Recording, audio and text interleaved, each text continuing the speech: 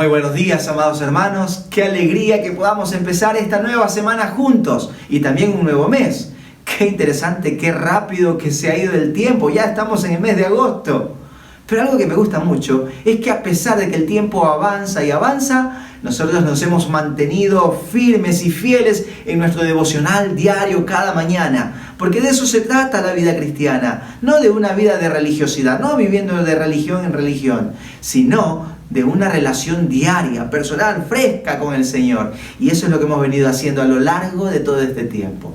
Hoy estamos haciendo nuestro devocional en el Evangelio según San Marcos. Allí en el capítulo 11, del versículo 12 al versículo 24 está la porción para hoy. El capítulo 11 empieza con la entrada triunfal, ese evento que se lo conoce de esta manera. La entrada triunfal, cuando el Señor Jesucristo va a ir hacia Jerusalén.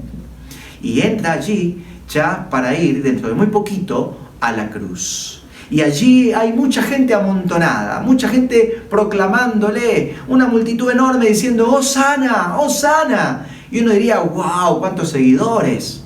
Pero esta misma multitud son los que después de poco tiempo van a estar gritando, ¡crucifícale! ¡Crucifícale! Esta misma multitud. ¡Qué contradicción, eh! Y aquí, cuando llegamos al versículo 12, y en toda la porción, nos vamos a encontrar con tres cosas que le enojan al Señor Jesucristo. La primera, vamos allí al versículo 12 hasta el 14, dice de la siguiente manera. Al día siguiente, cuando salieron de Betania, tuvo hambre, y viendo de lejos una higuera que tenía hojas, fue a ver si tal vez hallaba en ella algo. Pero cuando llegó a ella, nada halló sino hojas, pues no era tiempo de higos. Entonces Jesús dijo a la higuera, nunca jamás coma nadie fruto de ti, y lo oyeron sus discípulos. Nunca jamás coma nadie de ti. Se enojó el Señor Jesús y la maldijo. ¿Por qué? Porque la higuera, tipo de Israel, al igual que el pueblo de Israel, cuando entra a Jerusalén, esa aparente proclamación, esa aparente devoción, después se va a evidenciar que no era nada, era pura apariencia. Asimismo la higuera, tipo de Israel, muchas hojas, pero no había fruto. Y esto le va a enojar al Señor Jesucristo. Y uno dirá, pero ahí el relato dice que no era tiempo de frutos. Entonces, ¿por qué se enoja el Señor Jesucristo si no era tiempo de frutos? Es lógico que no encuentre frutos. Pero es que hay un detalle, amado hermano. Antes de que venga el tiempo de frutos, la higuera produce la breva. Si usted está familiarizado con los higos, sabrá de lo que le estoy hablando, ¿no? La breva. Y la breva incluso comienza a aparecer antes que aparezcan las hojas. Así que si ya había muchas hojas, debería haber brevas. De hecho, la breva, si hay la breva, esto garantiza de que va a haber una buena cosecha cuando llegue el momento. La breva es pequeñita en forma de pera y es muy deliciosa, es un fruto comestible. Pero esta tenía hojas y no tenía nada de fruto. Pura apariencia, tal como el pueblo de Israel. Y esto le enoja al Señor Jesucristo. Tenemos que tener cuidado, amado hermano, de que nosotros no estemos viviendo vidas de apariencia, de hipocresía. Aparentamos amor a Dios, aparentamos devoción a Dios, aparentamos fidelidad a Dios, pero no tenemos pasión por el perdido.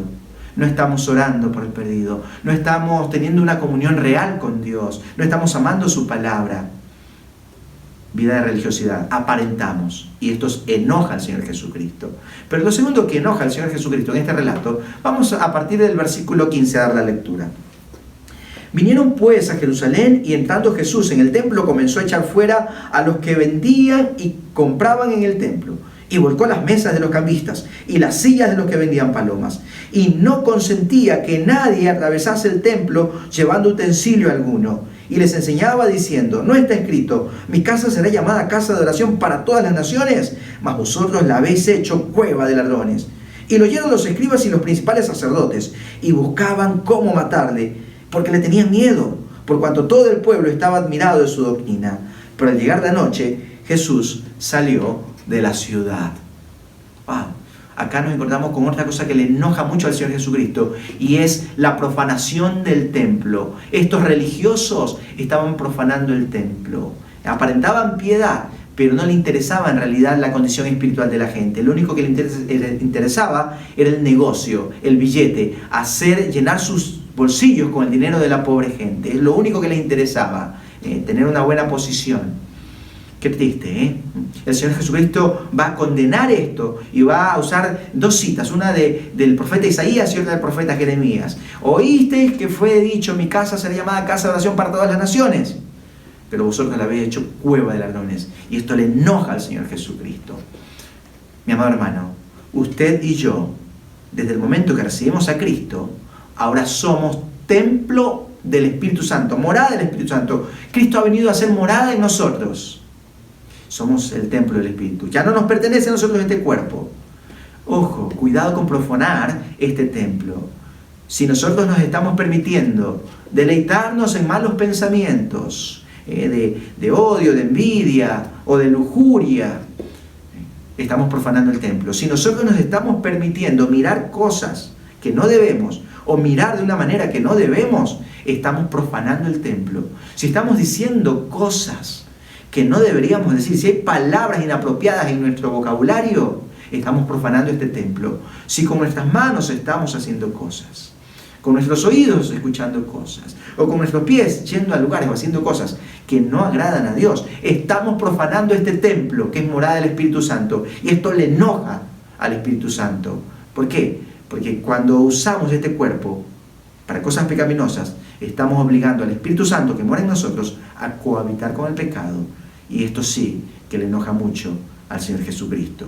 Cuidado con eso. Pero lo tercero que enoja al Señor Jesucristo, vamos allí al versículo 20 y dice: y pasando por la mañana, vieron que la higuera se había secado desde las raíces. Entonces Pedro, acercándose, le dijo: Maestro, mira, la higuera que maldijiste se ha secado. Respondiendo Jesús les dijo: tened fe en Dios, porque de cierto os digo que cualquiera que dijere a este monte, quítate y échate en el mar, y no dudare en su corazón, sino creyere que será hecho lo que dice, lo que diga le será hecho. Por tanto os digo que todo lo que pidiereis orando, creed que lo recibiréis y os vendrá.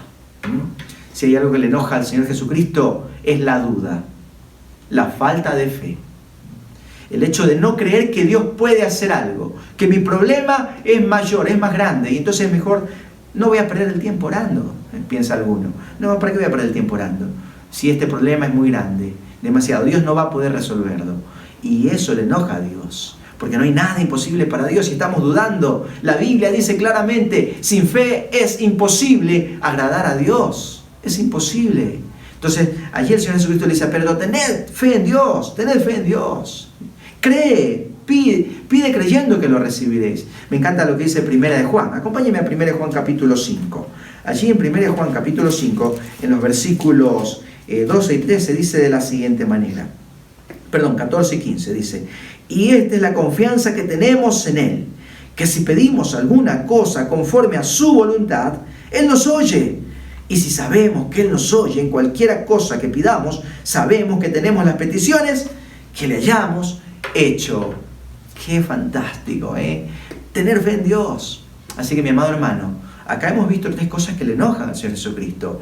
Una vida de hipocresía, aparentar, tener devoción a Dios cuando es pura religiosidad. Profanar el templo, la morada del Espíritu Santo, le enoja al Señor Jesucristo. Y la duda, la falta de fe. Si alguno está con falta de fe, hay que hacer como este hombre que le dijo: Señor, ayúdame en mi fe, que estoy débil en mi fe. Eso es mejor que tener dudas, que no creer que Dios puede hacer algo. ¿Ok, mi amado hermano? Entonces yo espero que la palabra de Dios le anime en este día para cuidarnos y vivir una vida que agrade a Dios y no vivir estas cosas que nos hagan al Señor Jesucristo. ¿Ok, mi amado hermano? Le envío un fuerte abrazo. Dios me lo bendiga. Estas son las preguntas para el desafío de hoy. ¿Eres un cristiano fructífero o simplemente estás fingiendo o mostrando muchas hojas? ¿Te falta evidencia del fruto de la vida cristiana? ¿Cómo pueden crecer los higos espirituales en tu árbol? Recuerda responder estas preguntas para que cumplas con el desafío de hoy.